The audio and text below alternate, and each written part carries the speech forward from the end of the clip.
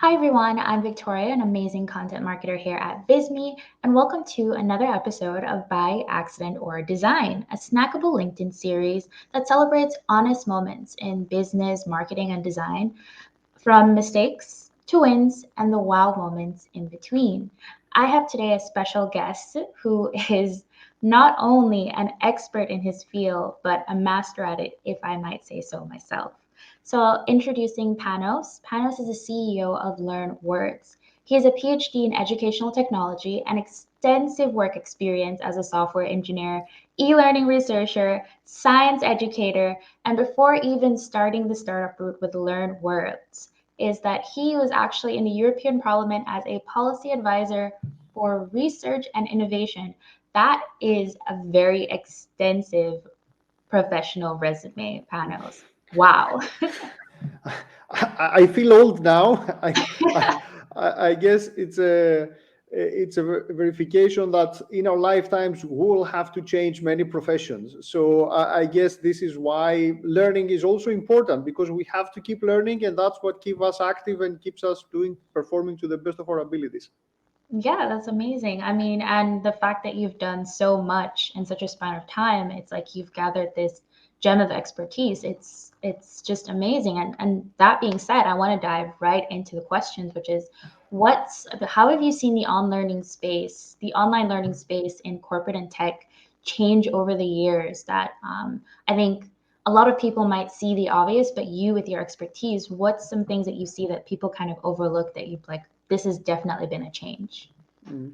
I guess in the past couple of years we've seen changes that normally would have taken decades to achieve, and that's obviously because of COVID and the pandemic, and how people realize that e-learning can be the default mode of learning and that it works. There's an old joke amongst, let's say, e-learning experts and professionals that e-learning was a revolution always 5 years in the future. It was never happening. From the first time that people started using educational technology, which used to be, I don't know, a couple of centuries ago, it was learning through the post by sending the letters. Right. And then it was educational gramophone, where you could record the voice of a professor, and then people were exchanging gramophone records. And then it was educational radio, and then it was educational TV, and then the internet came along. But there was always something missing. There was always, you couldn't replicate the experience of a charismatic teacher within a classroom. What we realize now, especially amongst the pandemic, is that we don't have to replicate that. We have sometimes good enough. If it works, and if it can help you perform at scale, if it can be efficient and effective, and if there's sufficient, let's say, incentive to use it, you can get your job done. So we're not here. E-learning is not here to replace, I guess, the most charismatic professors that you can find in a university. We still want, our doctors to be trained in the best universities. That's for sure. But definitely, you can create amazing, transformative learning experiences at scale. You can reach people anywhere, anytime, in any country, of any background, and this can provide a huge driver for growth for everyone. That's true. And one thing I also, well, for me personally, have liked with the evolution of online learning is that it's now more inclusive of people with different learning styles, you know? Definitely. So instead of like having to read a block of text, I have the option to have audio. I have the option to watch a video. I can have a textbook. Like being able to have that opportunity of just not being in a classroom alone and having that expand, that's something that I appreciate a lot. It's very important what you're saying, and this is also the original premise of multimedia, which means like different modes of a medium or of learning. Some people are visual and they prefer to see their images. Others prefer text. Others prefer to be in a classroom and have a discourse with their fellow students or teachers. Others just to be left alone and interact with a text. We can do that now very, very easily. We can create massive customization at scale. So you can have the same content repurposed in different modes and different styles. It can be passive, it can be interactive. At one point, you might want to go very deep in the knowledge. At another point, you simply want to skim through some text. You Right. might be commuting and open your mobile device and read something, or lying on a couch. All these things can work at the same time. We learn everywhere, at every moment of our lives. Learning happens everywhere, and this is something that we can harness. And businesses realized that they can harness this value too. In the past, it used to be, learning, let's say, in a corporate environment. Most people understood e-learning like throwing 100-page PDF at you, and Right. you were an employee. You had to do some compulsory training. So this is the PDF. Go there in your desk and come back in 2 weeks, and you will have been trained. But that's not how it works. That's not what we expect today. We have our standards are thankfully much higher. Yeah. People have amazing, interactive, engaging experiences with their mobile phones and their gaming devices. This is something that we should be able to replicate at the Not e-learning only that, space. but employees are now demanding from Of course, employers, like, we want proper training. Like, of training course, makes us feel secure. Training is a great way to do succession planning. So of course. and as work itself, how we obtain our jobs, remote or in person, the way that we expect training and development, it's now become like a really hot profession amongst people. So I want to segue into how things have changed and now how technology has like impacted online learning in a way where, like, how do you think AI is going to impact learning and development going forward? I know a lot of people are talking about GChat and all these different things, but I feel like as somebody who's in the thick of it, you can kind of foresee how AI, how technology, and how people are going to come together and kind of form a new way of learning. I think the jury is still out, but everybody understands that this is hugely transformative, and not just in e-learning. Anything that has to do with content creation. Journalists discuss the same thing. Professors discuss the same thing. Scholars and academics, uh, artists and creators. Everybody's trying to see how this thing can influence their work and the quality of their content and their output. And every day here with my co-founders and with our employees, we are seeing amazing ideas and cases of how AI can be implemented in good or bad ways. Not everything works, and not everything is as polished as we would like to, but I think in the long term it will be like that.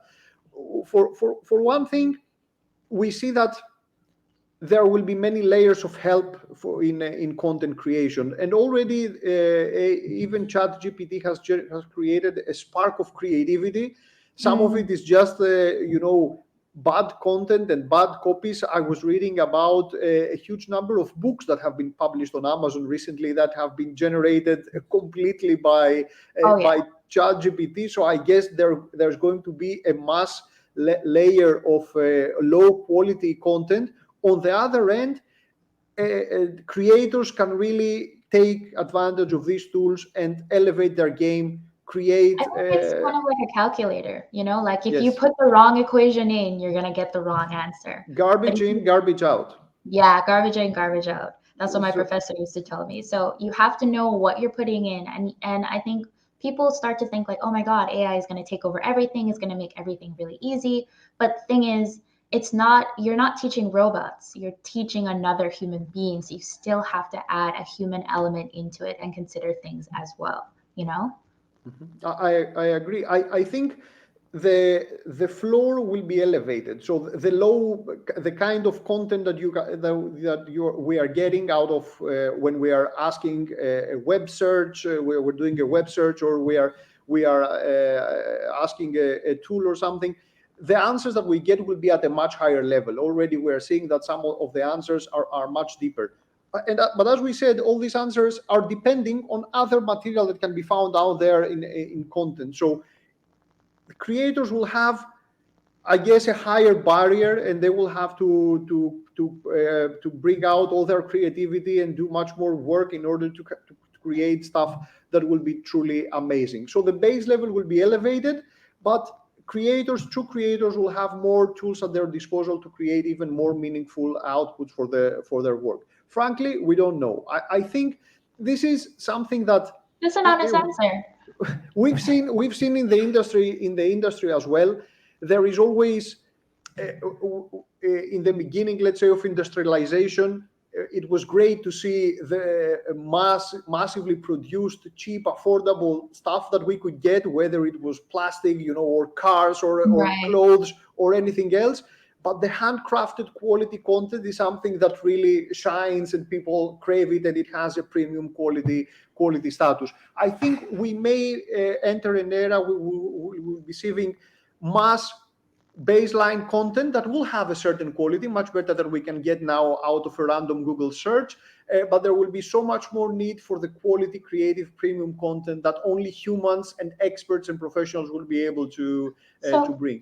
let me add to that, to just segue into, I see where you're saying about like we have to step up the game. But apart from the, I think, quality of stepping up with AI, with technology, with trying to make your content shine amongst others that may not be as versed in a industry or topic as you, what's another thing that people struggle with when they create online courses?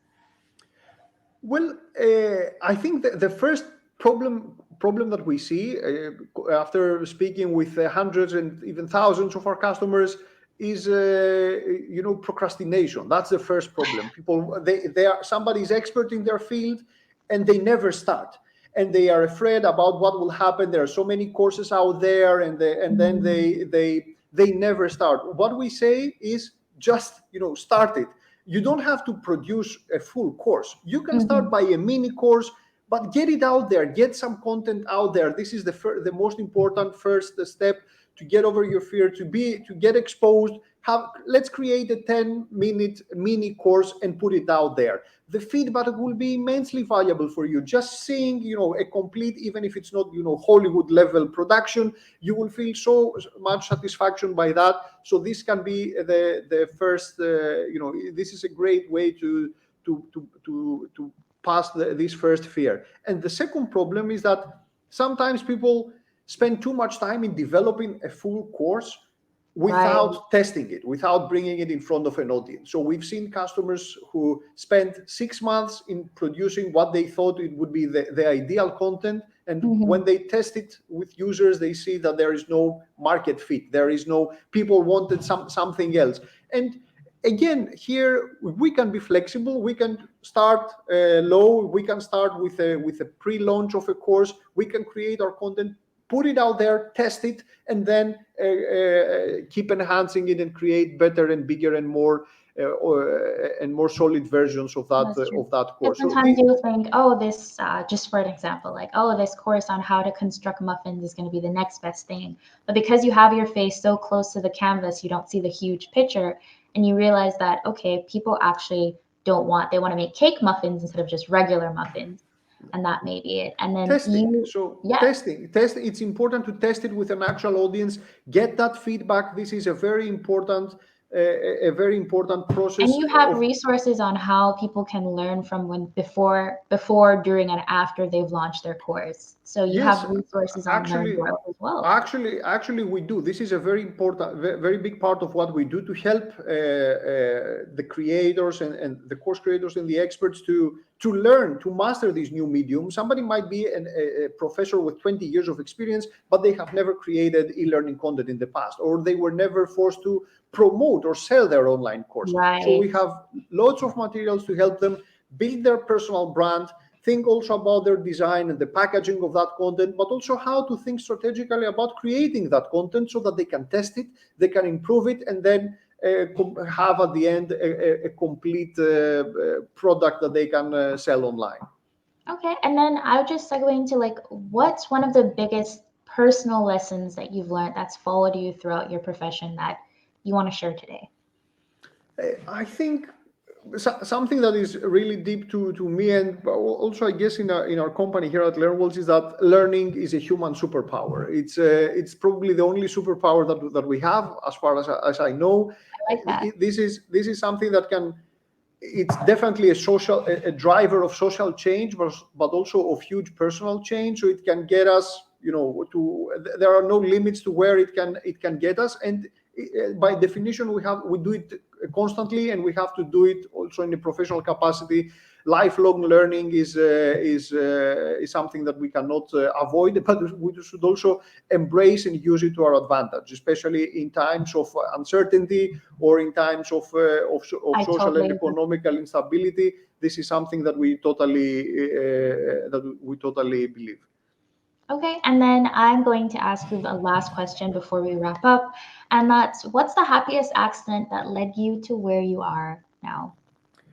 Um, I guess the happiest accident was meeting my co-founders at university, because this is Oh, how that's we nice. started. We're three co-founders. We studied in the same university, computer science, and then we realized that we have many things in common. One thing is that we were all children of educators, of teachers, like teachers or professors. So education was a big part, was our family business, I guess, our family trade. And that's how we got together. We started building e-learning applications. That's how we started doing postgraduate studies on e-learning. And several years after we came together, we took our expertise, and we said, okay, let's build, and outside of the academia, let's build a product for actual people, for actual trainers. Let's empower them and help them build the best possible courses that they can. I guess that has been a very defining moment for all of Yeah, us in terms that's of definitely creating a the happy business. accident. Well, thank you so much, Panos, for sharing all of that. That was just, it was amazing talking to you about education. I can see how excited you are about learning and sharing your experiences, which I think is a really good trait for someone who has an entire startup that's based on learning. And before we go, where can our viewers find you if they want to connect with you or learn more about LearnWorlds? You can always visit our website, www.learnworlds.com.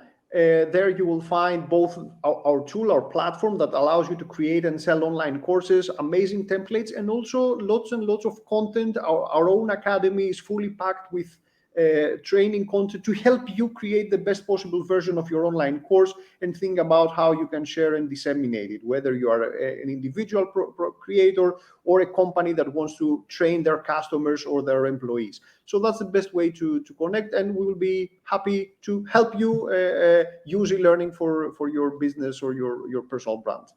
That sounds nice. Yeah, sounds good. Okay, thank you so much, Panos. And this is another episode of By Accident Design. We have this on Tuesdays, and I hope you guys will join us again for another episode. And thank you again, Panos, for joining us. Everyone, have a wonderful day.